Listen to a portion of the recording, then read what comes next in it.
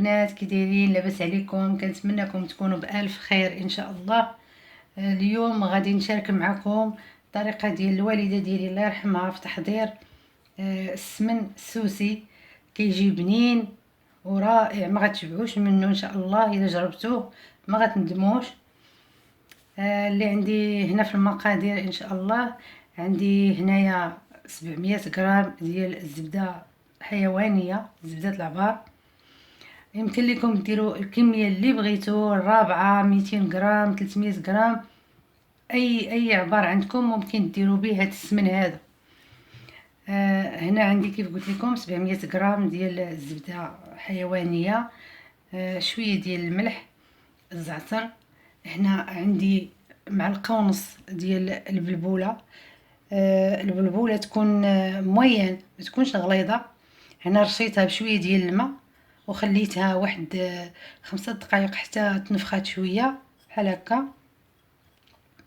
هاد البلبوله هادي كتساعد الزبده كتمص هذاك الماء اللي فيها، ما كيبقاش الماء في الزبده.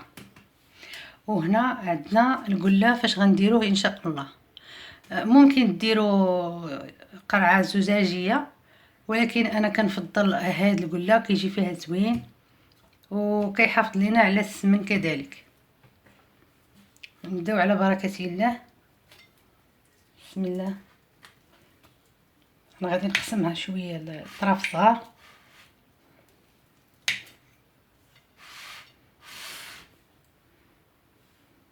هو في الحقيقه هاد السمن السوسي هو كيدار بالزبده البلديه. الا كانت موجوده الزبده البلديه كانت احسن، ولكن دابا الزبده البلديه كيف عارفين راه قليله وغاليه. وحتى الا درنا الزبده البلديه، الا درتي قد ما درتي في الكميه يلاه كتعطيك واحد كميه قليله ديال السمن. كنجيبو طنجره بحال هذه، تكون ما كتلصقش وتكون ثقيله شويه. بسم الله. ديروا فيها هاد الزبده. بسم الله.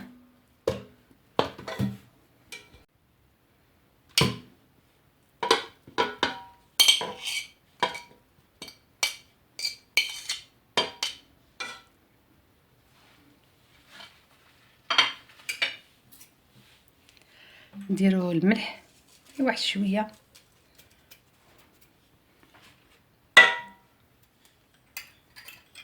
نديروا هاد البلبوله كيف قلت لكم. البلبوله تكون مويه، ما تكونش ديك الغليظه.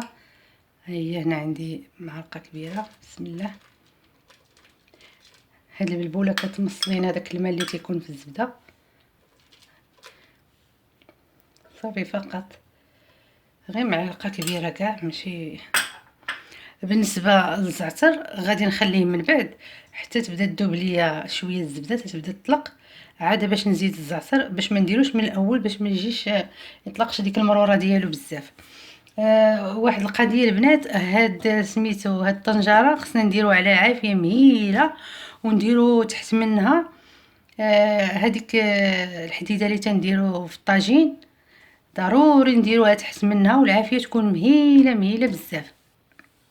نمشيو نديروها فوق النار ونرجع معكم.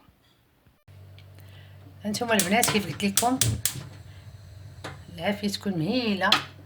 هاهي مشعوله، هاهي مهيله بزاف ما كتبانش دابا مع الضو. ونديرو هذه اللي قلت لكم، الحديده هذه بحال هكا. نجيبو الطنجره ديالنا، هاهي، ونخليوها فوق النار. ما كنحركوها ما حتى شي حاجه حتى تبدا تذوب، وانا معاكم نوريكم جميع المراحل فاش كيدوز هذا السمن هذا. نخليوها دابا حتى تبدا تطلق معنا الزبده ونرجعوا مع بعض.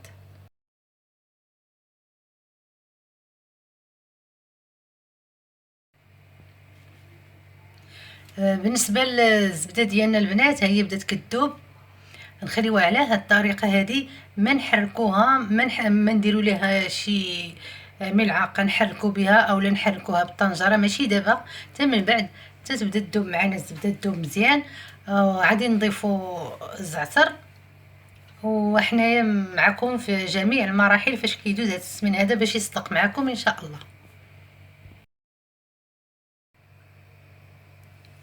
ها هو غادي كيدوب دابا البنات.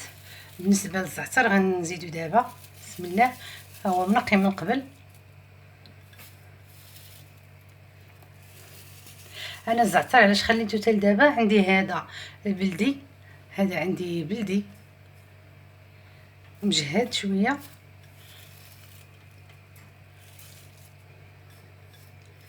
هاد السمن كتجي فيه هاد النسمه ديال الزعتر زوينه زوينه، غادي يعجبكم البنات الا جربتوه. تبعوا غير الطريقه والمراحل، هو تياخد شويه الوقت ولكن في الاخر راه كيصدق زوين، ما تندموش عليه. عنده عده استعمالات. نخليوه هكا، ما نحركوه لا بمغرفه ولا بتا شي حاجه، اولا بحال هكا نهزوه ولا نحركوه. خليوه هكا كيدوب على خاطرو. هذيك بالنسبه للبلبوله اللي درنا فيه، راه حتى هي كتساعد على امتصاص الماء اللي في الزبده، كيجي السمن ديالنا ناجح، وكيف ما هو تيكون بالنسبه للسمن السوسي. هانتوما البنات بالنسبه لهاد الفراره هادي غادي نحيدوها، نحاولوا نحيدوها بمعلقه، ما نوصلوش بالمعلقه لقاع الطنجره، غير من الفوق بحال هكا نجمعوها غير بشويه. بسم الله.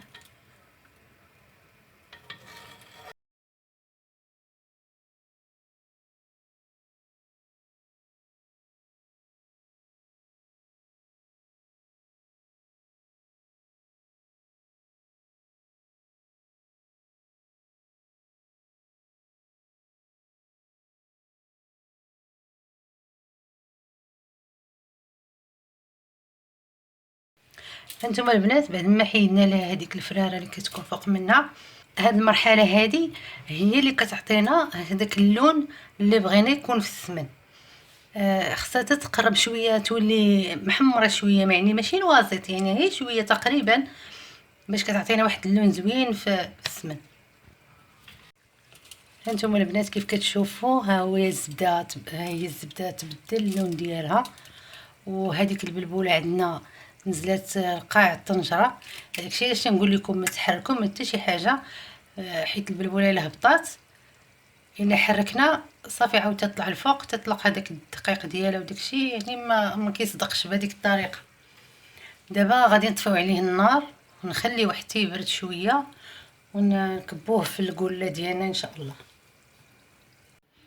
بعد ما دفى شويه البنات غادي نصفيوه نديروه في القله ديالنا. بالنسبه اللي بغات ديرو في قرعه ديال الدجاج، خصها تكون معقمه ومسوحه ناشفه مزيان من الماء. واحد القضيه اخرى البنات بغا نقول لكم واحد المعلومه. بالنسبه لهذا السمن هذا الا صوبناه في الحال سخون، يعني ما يكونش الحال ثاني سخون بزاف، تيشد لينا الوقت باش تيتجمع، كيخصو واحد النهار ولا يومين ولا 3 ايام. اما الا كان الحال بارد بحال دابا مثلا صيبتو دابا في العشيه، لا غدا بحال هذا الوقت يقدر يكون وجد، اولا حتى لبعدو كاع كيكون يعني ناضي من داكشي. وبالنسبه لحاجه اخرى البنات، الطنجره ملي تهزوها ما تحركوها ما تنخضوها ما حتى شي حاجه، هكا تحاولوا عليها بحال هكا تصفيوها، وتجمعوها في القرعه ديالكم، وديروها في شي بلاكار اللي ما غتحركوهاش منه، من بعد تحطوها في البلاكار وتخليوها. حيت السر ديال باش يصدق لكم هذا السمن هذا في هذه المراحل اللي تنقول لكم دابا. نكملوا ان شاء الله.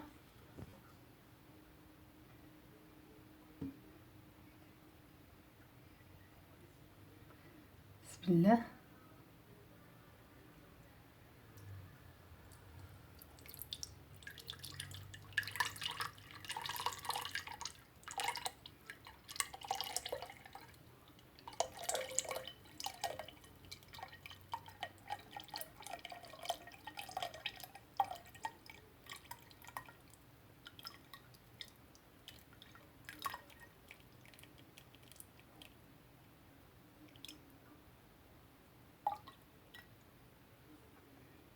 كبو غير بالقاعده باش ما تكبش معنا داكشي اللي ينزل للقاع.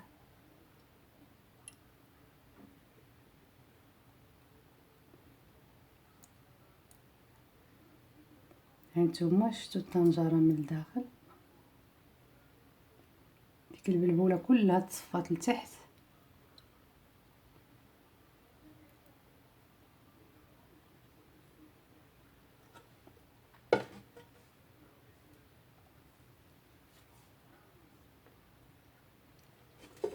هانتوما بالنسبه للطنجره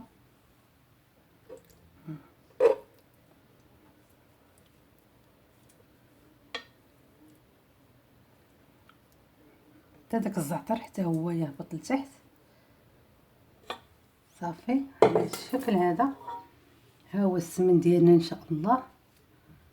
الله يسخر. تنديروا ليه البنات ورق النشاف، كنديروا ليه بابي ابسوربون بحال هكا، حتى هو راه كيكون باقي سخون شويه باش هذا تيمص لينا داك العرق ديال السمن. نديروا له بحال هكا ان شاء الله،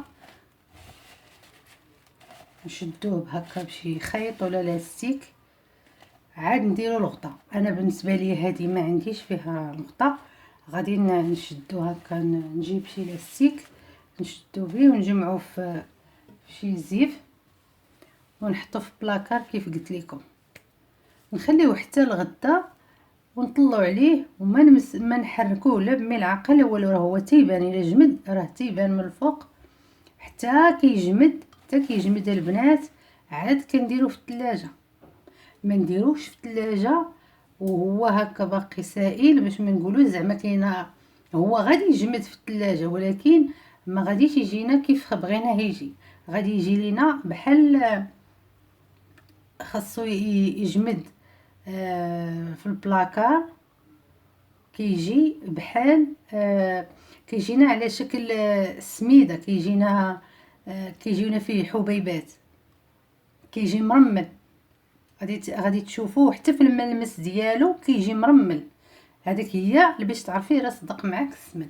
اما الا درتيه في الثلاجه راه كيولي غير بحال ذوبتي الزبده ودرتيها في الثلاجه. فهمتوني البنات؟ انايا تنقول وتنعاود باش تتبعوا الطريقه باش يصدق معكم ان شاء الله، وتبداو ديروه في الدار. عنده عده استعمالات. يمكن لينا نديروه في الكسكسو، كنديروه مع الزبده والعسل، ما نقولش لكم كيجي مع العسل.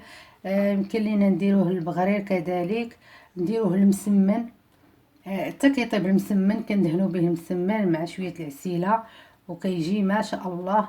كنتمنىكم تجربوه وتتبعوا الطريقه ديالي.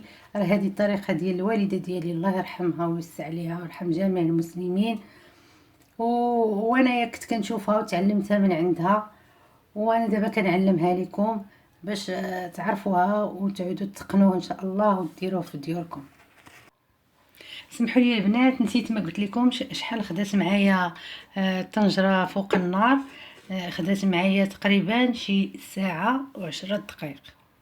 ما نساوش بانه راه هو على عافيه مهيله، وتحت منه هذيك الطاوه ديال الطاجين يعني تيطيب بالمهل. انتم البنات بعد ما كيجمد معانا كيجي على هذا الشكل هذا كيف كتشوفوا. بسم الله.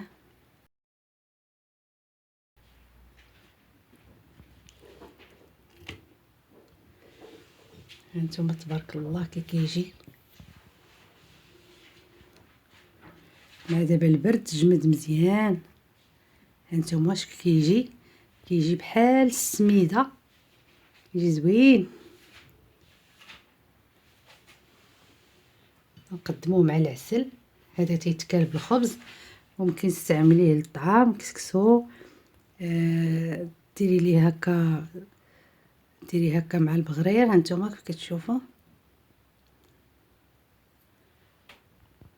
هذا هو السمن السوسي الاصيلي، كيجي بحال هكا ما شاء الله كيف كتشوفوا.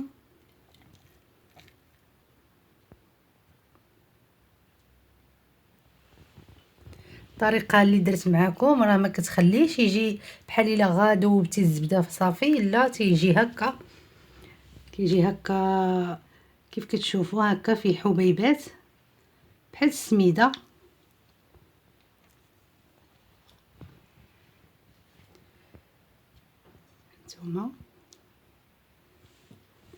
هانتوما تبارك الله عطاتني هاد الكميه.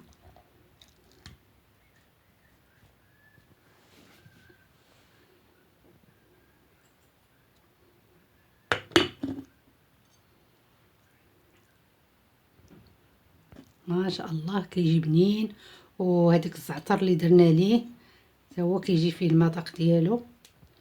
كنتمنى يعجبكم ان شاء الله وتجربوه، وغادي ينجح معكم وغادي يعجبكم في المذاق ديالو مع الخبز مع السيله.